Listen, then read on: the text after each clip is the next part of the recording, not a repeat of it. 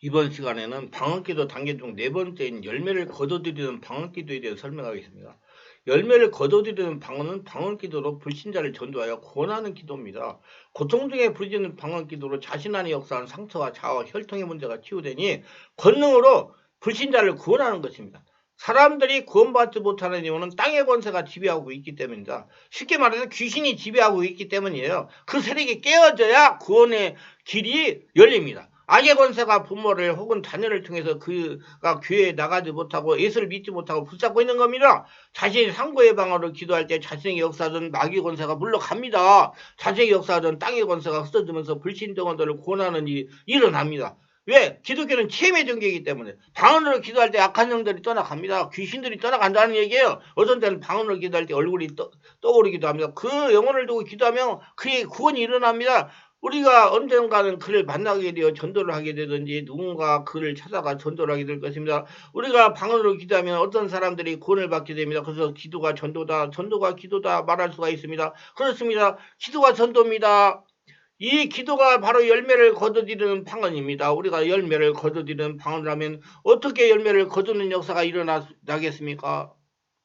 우리는 기도의 다양성을 사용해야 됩니다. 고린도서 14장 22절에 보면 그러므로 방언은 믿는 자를 위하지 아니하고 믿지 않는 자들을 위하는 표적이다 말씀하고 있습니다. 바울은 방언을 믿지 않는 자 불신자를 위한 표적이라고 말씀했습니다. 방언은 원래 믿지 아니하는 불신자를 위하여 주신 겁니다. 불신자는 누구인가? 교회 안에 믿지 아니하는 불신자들이 있습니다. 믿지 않는 크리스천이 있어요. 믿음이 없는 크리스천이 있습니다. 성령세를 체험하지 못한 육신에 속한 그리스도인들입니다. 하나님의 살아계신 역사를 부인한 자들입니다. 방언은 교회 안에 믿지 아니하는 불신자를 향한 하나님의 심판이 사인입니다. 방언을 가만히 들여다보면 교회 안에 있는 불신자들을 향하여 하나님 말씀하시는 경고의 말씀들이 있는 것을 볼 수 있습니다. 방언은 너희들이 영적으로 살지 않고 있다. 경고하시는 하나님의 사인입니다. 이 방언을 듣고 믿지 않는 자들이 믿게 됩니다. 이스라엘 백성이 타국의 포로로 팔려갈 때마다 그들은 그 나라의 언어를 배워야만 했습니다. 그들이 새로 배우는 언어는 자기 나라 언어가 아닌 방언입니다.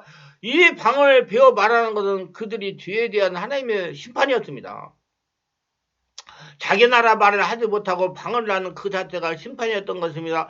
방언은 믿지 않는 자들에 대한 심판입니다. 고린도 교회에 거짓 교사들이 많았습니다. 그래서 성령 은사가 많았고 방언도 많이 했습니다. 바르게 믿지 않는 불신자 크리스천 거짓 교사들이 많았던 겁니다. 아마 방언을 통해서 믿지 않는 불신자 크리스천들에게 경고의 말씀을 많이 하셨던 것이라고 생각이 됩니다. 방언 기도는 믿지 않는 자들에게 하나님의 심판의 사인입니다. 그래서 방언 기도는 믿지 않는 불신자를 위한 것이라고 성경은 말씀하고 있는 것입니다. 근데 방언을 믿지 않는 자들이 이해하지 못합니다. 고린도서 14장 23절로 보자. 그러므로 온 교회가 함께 모여 다 방언으로 말하면 알지 못하는 자들이나 믿지 않는 자들이 와서 너희들 미쳤다 하지 아니하겠느냐? 방언을 이해하지 못하는 불신자들을 방언하는 사람들을 미쳤다고 말할 겁니다. 그래서 바울은 방언을 말하는 자들에게 이렇게 권면합니다. 고린도서 14장 14절에 방언을 하는 자들은 통역을 구하라고 부탁합니다. 만일 통역 은사가 구하여 방언을 말하고 그 뜻을 통역해주면 방언을 이해하지 못하는 사람들은 믿지 않는 불신자들이 이해하게 될 것이고 그들이 하나님 앞에 무릎을 꿇고 하나님 앞에 손을 들고 영접하는 역사가 일어날 겁니다. 그러니까 말로 들리는 말로 그 사람이 들리는 말로 기도를 해줘라 이 말입니다. 바울은 은사에 대해서 가르칠 때마다 방언에만 머물지 말고 더 나가라고 그랬어요. 지혜롭게 하라고. 지혜롭게 하라고. 제가 병원 연수를 3년을 다녔습니다. 월화 수, 목, 금 아침 8시 반에서 오후 5시 반까지 돌아다니면서 그 병원에 입원한 불신자들한테 기도할 때 방언으로 기도 안 했어요. 전부 알아듣는 말로 기도를 했습니다. 그러면 기도를 받을 때 그 사람들이 눈물이 줄줄 흘립니다. 그렇게 기도해 주라 이 말입니다. 지혜롭게 하라 이 말이에요. 무슨 자기가 무슨 특별한 연에 있는 것 같아요. 따자. 그럼 그 사람이 무슨 소리인지 알겠어요. 그때는 말로 들리는 말로 기도하라.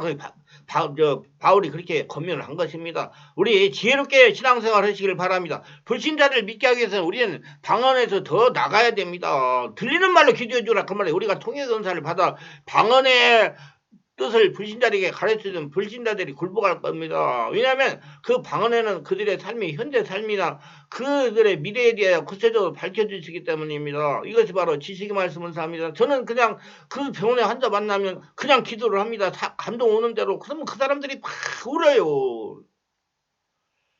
우리가 방언을 많이 하면 뒤따라오는 여러 가지 은사들이 있습니다. 통변 은사가 따라오고 또 지식의 말씀 은사가 따라오고 지혜의 말씀 은사가 또 예언 은사가 따라옵니다. 그래서 결국 이 모든 은사들이 출발이 방언 기도의 은사인 것입니다. 방언은 성령의 세례를 받은 다음에 나타나는 것이기 때문에 그렇기 때문에 성령 세례를 받았고 체험하지 못하고 몸으로 느끼는 여러 가지 내가 성령 세례에 대해서 여기 이 유튜브에다 많이 설교를 올렸어요. 이를 들어보시고 성령세를 받았다 안 받았다 판단하시길 바랍니다. 무조건 날랄랄랄랄 하다고 방언기 성령세를 받았다고 말하지 말고 방언기를 통해 은사들이 나타나고 방언기를 통해 은사들이 더욱 견고하게 자리 잡기 때문입니다. 방언기도 백날 한 번에 사람이 변해야지. 고린도서 14장 25절에 보면 믿지 아니하는 자들이 방언을 통역하고 그것이 예언으로 나타나면 불신자들이 듣고 책망을 받고 판단을 받게 될 것입니다. 왜냐하면 마음속에 숨어있는 일을 드러나기 때문에 하나님이 방언을 통해서 책망도 하시고 권면도 하시고 위로도 격려도 하십니다. 그렇기 때문에 그 소리를 감동을 받아가지고 그 사람이 알아듣는 말로 기도를 해주라 그 말입니다. 이 방언의 행동을 듣고 믿지 않은 자들이 믿게 될 것이고 하나님 앞에 경배하게 될 것이고 그래서 방언은 믿지 않은 불신자들을 위한 것입니다. 우리가 방언을 많이 하면 우리 안에 계신 성령께서 운동하시고 그 능력을 풀어놓게 하십니다. 방언으로 내가 마음으로 방언하면 성령께서 지혜 말씀과 지식 말씀을 주셔가지고 그 상대방에게 들리는 말로 말을 하게 하신다 그 말이에요. 방언은 믿지 않은 불신자를 주님 앞에 돌아오게 하는 일을 발동하게 합니다. 왜? 방언 기도하면서 들리는 감동받은 말을 말로 해주니까 그 사람한테 핵심을 찔리니까 믿고 돌아 나오는 거예요. 아니 사마리아 우물가에 남편이 6이신 여자가 예수님 만나가지고 예수님이 그 상황에다 이 얘기하니까 그냥 선지자라고 하잖아요. 방언 기도를 많이 하면 영혼의 열매를 거두는 역사가 일어납니다. 영혼의 열매를 거두는 역사가 많이 일어나게 하는 방언을 열매 거두드리는 방언입니다. 직접 찾아가는 것도 전도지만은 열매를 거두드리는 방언 기도는 탁월한 영혼의 열매를 거두는 방법입니다. 그래서 옆에 멀리 두고도 기도할 수가 있어요. 대대적인 영혼을 거두는 시기가 올 것입니다. 방언으로 기도하면서 생각나는 사람을 찾아가서 복음을 전도하시길 바랍니다. 제가 시화에서 교회를 개척해서 살아남으려고 전도 정말 신발이 닳도록 돌아다니면서 전도했어요. 그럼 기도하면 방언으로 기도를 한참 하면 감동을 주십니다. 어디로 가라 어느 아파트로 가라 그러면 갔어요. 가면 뭐 좋은 대상자도 만날 수가 있지만은 어떤 때는 막 욕하고 덤비는 사람도 있어요. 미친놈이라고.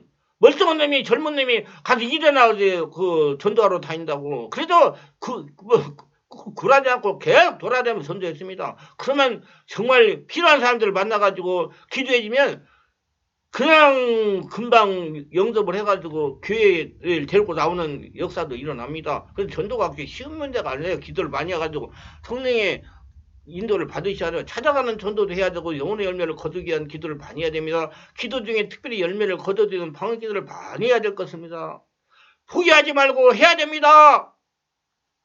요즘에는 코로나19 때보다는 지금 교회가 더 개척이 더 어렵다고 그래요. 아니 그 성령의 역사가 일어나야 교회에 어려움이 없어집니다. 전도를 해야 돼요. 교회에 사람들이 와가지고 치료의 역사가 일어나야 되고 하나님을 만나는 역사가 일어나야 교회가 어려움이 없어지는 것입니다. 개척교회가 살아가는 게 보통 문제가 아니에요. 영혼의 열매를 거둬들이기 위한 방언 기도를 많이 해야 세계적인 영혼의 열매를 거두는 역사가 일어날 것입니다. 전도는 영적인 전쟁이기 때문입니다. 근데 우리가 알아야 할 것은 반드시 상고의 방언으로 자신이 변한 다음에 열매를 거둬들이는 방언으로 들어가야 된다는 사실입니다.